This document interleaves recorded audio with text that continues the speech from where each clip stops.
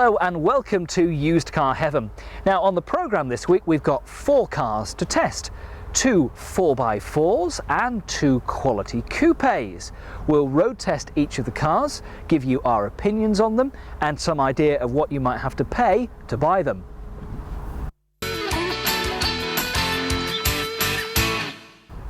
So in the 4x4 market there really is a lot of choice out there. You can go to the very top end and buy something like a Range Rover, which could set you back new over £50,000. £45,000 would buy you a Toyota Land Cruiser. The new Land Rover Discovery is in the region of £30,000. There's the Isuzu Trooper as well to look at. Or you could look at these 2 beasts in the 4x4 market, a Mitsubishi Shogun diesel and a Jeep Grand Cherokee Limited. But which is the better buy?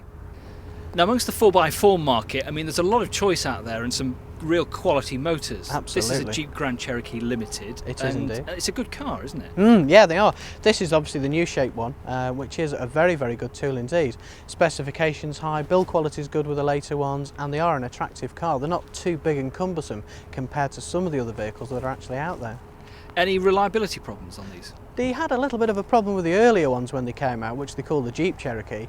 But now, no, in all fairness, we don't seem to get any problems with these at all. As I said, they seem to have got a good stance in the market now and known for quality. Fully specified, it's got all the toys on it. This has absolutely everything. This is a 4-litre SE Limited. This has got leather trim, walnut cappings, air conditioning, cruise control, electric seats, CD player, alloy wheels. You could just keep going on with this. New, what would this have cost? This would have set you back approximately £31,000 for this particular model. A lot of money. And it's now? £19.98 on an R, this one, and it will cost you now just £20,000. And it's only done 8,000 miles. It has only done 8,000 miles, so it has lost around about £11,000 in effectively 16 months. Is this a problem in general with the 4x4 markets and particularly the petrol ones? It is, in all fairness. I mean, as you do get higher up the scale, obviously the percentage of loss is greater, unless you buy something which is very sort of select in the marketplace. The petrols, yes. The diesels, there's obviously a very good attraction with the diesels because it's down to running costs and they're very popular with farmers and the like. But obviously the petrols have a certain attraction with them, but still sell very well indeed. Again, there's a new Grand Cherokee model range out. That's right, a slightly facelifted model again, enhanced specification, and I believe there's a different engine lineup for them as well. So again, that's probably going to have some sort of effect on it will have a these. little bit of effect, obviously, as it did with the Jeep Cherokee when the Grand Cherokee came out. Even though it was marketed slightly different, it always will have an adverse effect initially on the cars. But there again, that's good for the public because the new ones are so much more expensive. This again drops into a more affordable barrier for somebody. It seems that most of the Grand Cherokee range is holding up at about 50% after 3 years, which is something that you want to try and aim for in most cars, isn't it? It's not always attainable though. No, not across the range it isn't, but something like that, yeah. With this particular vehicle, if you can aim for 50% after 3 years, it's done well. Now how do you fancy driving a Tonka toy in real life? Well, for me, driving the Jeep Grand Cherokee kind of feels like that. It has that rugged Tonka toy image, flared wheel arches and all the rest. Of course, it's a very American car, and the American market absolutely loves the Jeeps, particularly the Grand Cherokee. They've taken to them, it's become one of the most popular 4x4s and sport utility vehicles over there. And in the UK, we've also particularly quite taken to the cars. We really like them. They've sold very well since the launch at the beginning of 1996. The earliest examples of a Grand Cherokee you would find on an N plate. Now this is an R registration model. It's only done 8,500 miles, so it's practically new. And this would cost you somewhere now in the region of about £19,000 to £20,000. The new cost of this was £31,000, so it's a fair saving. It's a car that's very stylish and very chic, and certainly a car that's good enough to give the Range Rover a run for its money. Now the power plant of the Jeep Grand Cherokee is a 4-litre 6-cylinder engine, which really is very good and silky smooth. Fuel consumption figures though are not great. Don't expect to get much around town, between about 12 and 15 to the gallon. On the motorway you should get somewhere about 20 to the gallon. This is the limited Grand Cherokee, so it's got all the toys on it. Climate control, leather, wood trim, very nicely styled cabin. There's also a slightly cheaper Laredo model to look out for, which loses one or two things like the leather and the climate control, and you just get standard air conditioning, which is a little bit cheaper, but with the same 4-litre 6-cylinder engine. There's also a 2.5 turbo diesel to look out for too, and also a 5.2 V8, which unfortunately only comes in left-hand drive form. Now, also, because there's been a new Grand Cherokee recently launched, this is bound to have a bit of a knock-on effect on the prices and the residuals of these cars.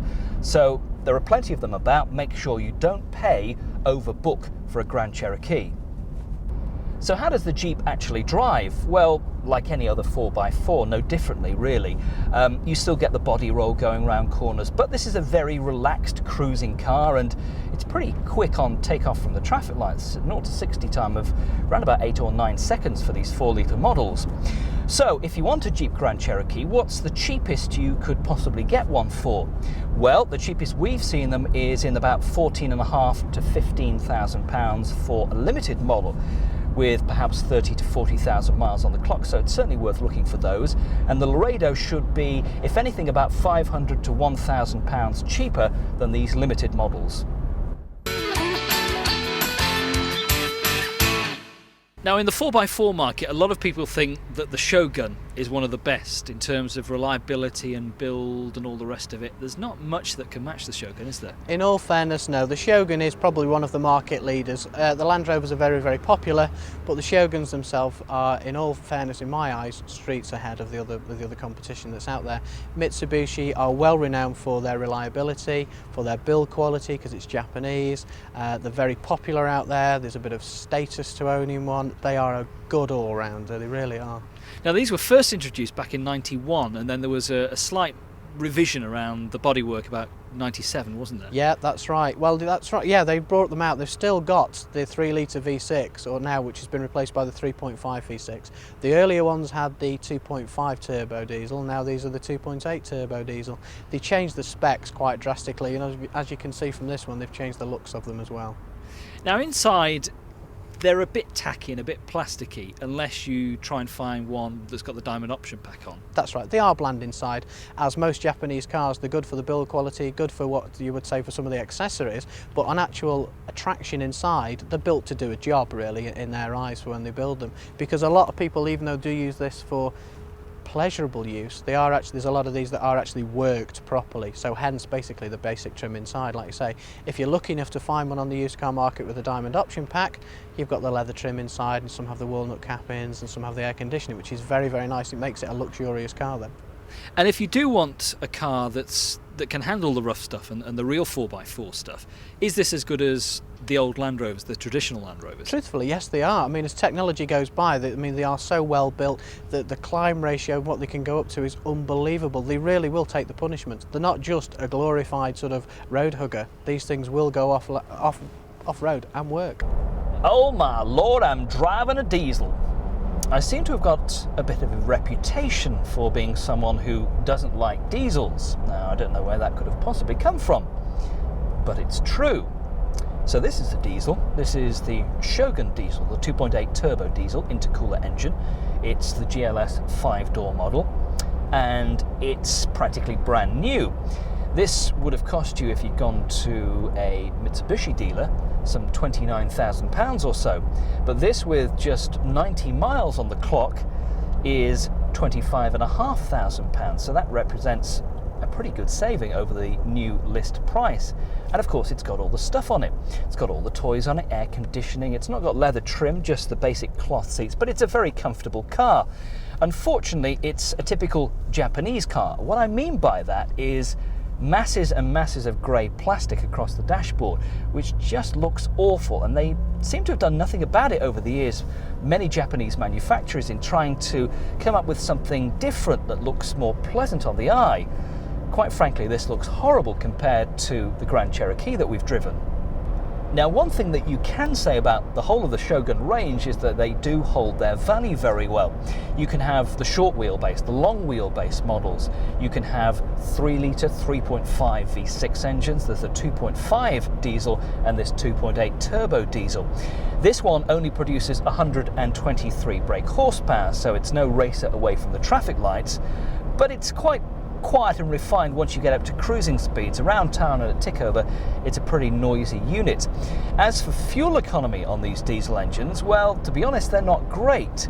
I mean, when you look at something like Audi and VW diesel engines, which can get you 40, 50, 60 miles to your gallon of diesel, and compare this, which only does mid-20s to the gallon, you can see it's not great.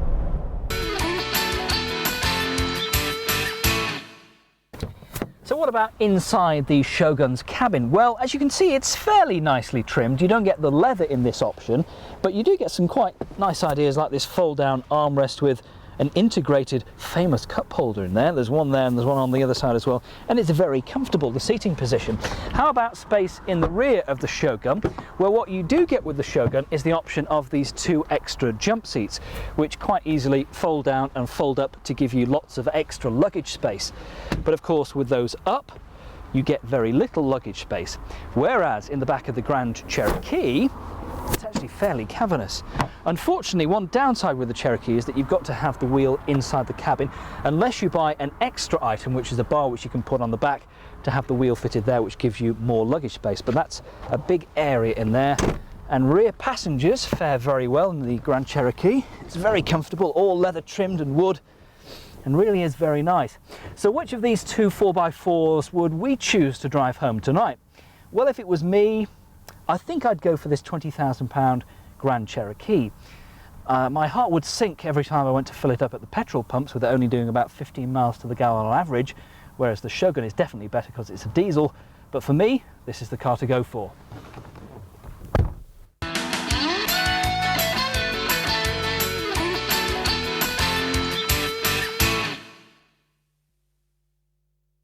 Welcome back to Used Car Heaven. Now, in part 2, we've got 2 very interesting coupes to try out. From Renault, we have, well, the slightly unusual Megane Coupe, unusual in that you don't see many of them on the roads. And from BMW, the ever popular 3 Series Coupe. Now, both of these cars are similarly priced, about £14,000 to £15,000, but the main difference is that the Megane is brand new, whereas the BMW is 2.5 years old and has done 45,000 miles.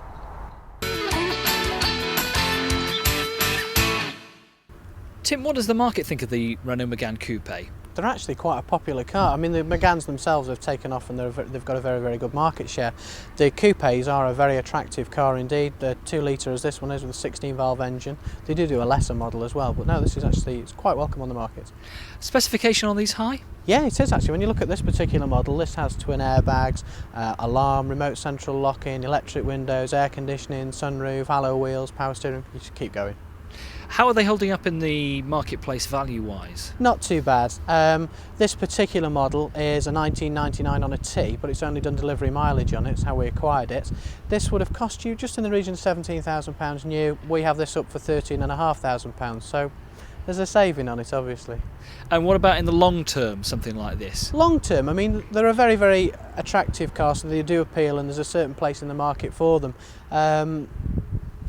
They keep reasonable money, let's put it that way. They're not the best thing in the used car market, obviously, for residual values, but you know, there is a certain sort of, how can I say, there's a certain attraction to some people for coupes. Any problems with the Meganes at all?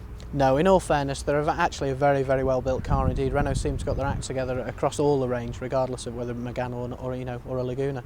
They're very, very well built. The build quality is good with them. The interior trim seems to be well put together. The doors shut nicely. And on the safety point of view, the new Megane has actually been awarded the most safest car in its class. So, no, it's a good car. Now, we're comparing this against a BMW Coupe. Yes. In 3 or 4 years' time, which do you think is going to be worth the most? I mean, at the moment, these cars are within about £1,000 of each other. They are. I mean, you look at this particular one here, I mean, that's a 97 on a P, albeit it's a couple of years older, but it was a far more expensive car originally, and it's done a few more thousand miles. If I was signing the cheque, I'd like my money on the BMW, because obviously they have a very good standing in the market for residual values. I'm not knocking this car in any way at all, but when it comes to residual basis, the BMW win hands down. Now, those clever people at Renault have come up with some interesting combinations for the whole of the Renault Megane range, because I think if I'm counting right, there are 4 different variants. There's this coupe, there's the 4-door version, the 5-door version, and of course the Megane Scenic, which has just become incredibly popular and led to all other mini MPVs in the marketplace, and all based on the original Renault 19 floor pan. So the Megane Coupe, I'm not quite so sure about the styling of it, to be perfectly honest. I think it's a car that perhaps has not taken off in the UK as Renault would have wished to have done. This is the 2-litre 16-valve engine that we're in, which produces 150 brake horsepower, so it's no slouch, that's for sure. Performance figures are pretty acceptable. It's also a relatively low insurance group of 13. Now, if you're after another coupe, well, you could go for the 1.6 base coupe. There's also a 2-litre non-16-valve coupe, which produces 115 brake horsepower. So what are the Megane Coupes actually like? Well, inside it's quite pleasantly styled. There's lots of little bits and bobs on it that you would expect to find on a car like this. Electric windows, electric mirrors, there's no air conditioning, but this 2-litre 16-valve model also gets larger alloy wheels and colour-keyed bumpers. And the interior is quite smart and quite pleasant. On the road it's quite refined to drive, and it's a car you can have a bit of fun in too. Find the steering position slightly uncomfortable. It takes a bit of getting used to. You need to mess about with adjusting the seats and all sorts of things just to get the right sort of feel, but once you're there, it's okay. Now, what would you expect to pay for an early Megane Coupe? Well, £7,000 will get you a 1.6 coupe, around £8,000 will get you an end-plated 2-litre coupe, and about £9,500 will get you an early end-plated 2-litre 16-valve coupe. This car is practically brand new. It's only done 120 miles, and it's £13,500 compared to a list price of almost £17,000. So it represents a pretty good saving.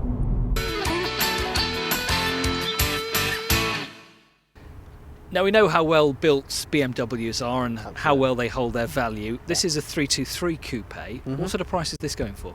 This particular one is just circa around about £15,000. As I said, it's 1997 on a P. It's done about 45,000 miles. It's a well-spec'd 323 because it's got leather, air conditioning, and it's an automatic as well. So a good car. So although it's up on the miles, this, Yep. in the long term, as long as you don't kind of do excess mileage over the next 3 or 4 years, and perhaps 8 to 10,000, it's still going to be a very reliable and valuable car, isn't it? Absolutely. I mean, what you've got with BMW is paramount is the service history with them anyway. You can still sell a BMW with high mileage, but it has to be backed up by at least a decent service history with it, because people, when they're buying this type of car and with the specification that's on them, they want to know at least it's been maintained properly throughout its life. But no, they are very, very well built indeed. They've got a lot of style about them and a nice car. I mean, if somebody came to you with a BMW that had done 100,000 miles, as long as it had full BMW service history, you wouldn't hesitate to take it on? Absolutely not. I mean, for us and ourselves, we can't retail cars with that sort of miles, but we would still give, you know, very, very good market value for the vehicle, because we know that we could trade that vehicle out, and there's still an appeal for that somewhere. Because what you get is, obviously, it's good value for money. It looks an awful lot of car, which it basically should still have a good reliable factor to it. Put a private plate on it and nobody knows. Nobody knows, that's right.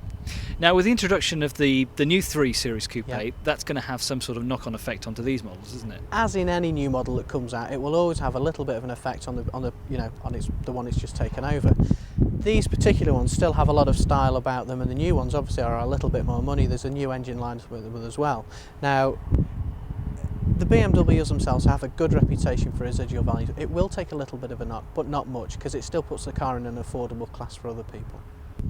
I'll ask the question anyway, but nothing goes wrong with these cars, does it? Not as a rule, no. If it does, it's expensive, and I will say that. If they do, you can be sure that you're going to have to dig deep for them. But as a rule, they are a very, very, very reliable motor vehicle indeed. And if things do go wrong, it's more likely to be the fact that the car's not been properly serviced at a main dealer and it's missed a few, or the local garage around the corner has done. You've got a higher percentage of something going wrong with the vehicle, effectively, if it hasn't been loved and nurtured for in its past. If it's self-abuse on these vehicles, and it will turn around and bite you one day. They're a very, very complex vehicle at the end of the day, and there's a lot of specification on them, which means a lot of things to go wrong. Now, having driven the Megane Coupe, stepping inside the BMW 3 Series Coupe, you immediately notice what a difference it is. It's just quality all the way. We've already driven the 3 Series Saloon so far on Used Car Heaven, which was narrowly beaten by an Alfa 156. But what about the coupe version of the 3 Series? Well, of course, there is a new coupe now out, and that will have some sort of effect on the residual values of the shaped 3 Series. Now, of course, in the 3 Series Coupe range, it starts off with a basic 1.6, there was then a 1.8, a 1.8S, there was a 2-litre, this is the 323, which is actually rather confusingly got a 2.5 six-cylinder engine under the bonnet, and of course the top of the range coupe is the 328, which does have a 2.8 engine under the bonnet. This gets 170 brake horsepower.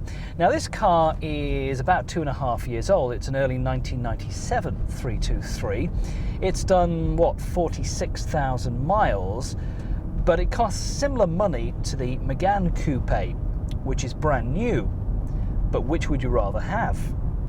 So what does the 3 Series Coupe offer over a brand new Renault Megane Coupe? Well, quite a lot, to be perfectly honest. Not only is it a bigger car, it's a lot roomier, particularly for the rear passengers, and of course it has the benefits of rear-wheel drive and BMW's perfect 50-50 weight distribution, which they make so much of, and rightly so too, and it is such a good car to drive. The six-cylinder engines are just so smooth. This 2.5 six-cylinder engine is, well, plenty powerful enough. If you want that extra 20 brake horsepower, go for the 328, but to be honest, there's nothing wrong with this. This is linked with an automatic gearbox, which again is just tremendous. You can change it between sport and economy modes too. Now, if you're looking for a 3 Series Coupe, what sort of money would you have to pay to get into an early coupe, something like a 318? Well, the honest answer to that is not very much at all. 3 Series Coupes you can now pick up for as little as £7,000. If you wanted this 323, it would cost you somewhere in the region of about £15,000.